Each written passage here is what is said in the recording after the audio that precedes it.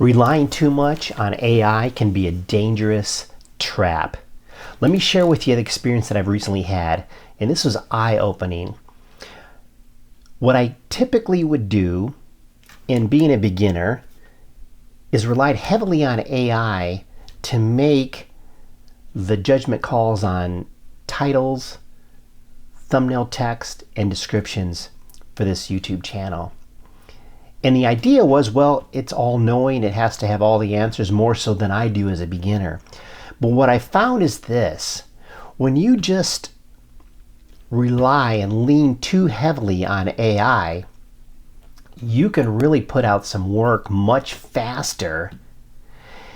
And then as you put out that work over time, you start to see some of the titles, maybe the descriptions, just giving you a YouTube example because it's the closest that I am right now to this specific project.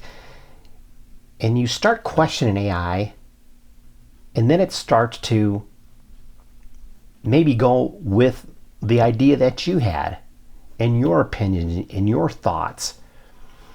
So there's that gut instinct, and we've talked about that before. But the real part of this that can become a dangerous trap down the road is that we're not learning the skill of writing a compelling title or writing a compelling text for a thumbnail, for instance, because it's just copy paste. It's just like the thought of going way back old school of just relying on a calculator, right, and not knowing how to do the math behind it. So be careful of falling into that, because it's really exciting to have accelerated output, but then down the road start looking back and then really looking at some of those outputs and seeing whether or not do they make sense. Are some of the titles maybe too vague? Are the descriptions just too robust and like reading a book? And by staying connected to the work and committed to learning the skill and the trade, that's going to pay off huge dividends down the road. It's also going to help in guiding AI and training it to provide the outputs that are what you're looking for and that are meeting your standards. But being in that copy paste mode for too long, it's just going to really let the skill of the profession and the trade to really diminish.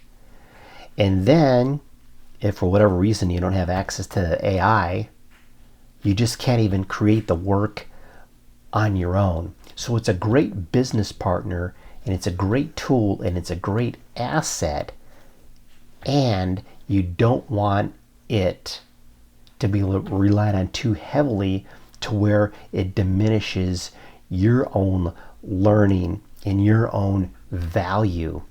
Because once you work with it as a partner, as in a tool, yet you're still developing your skills, that is going to be super valuable.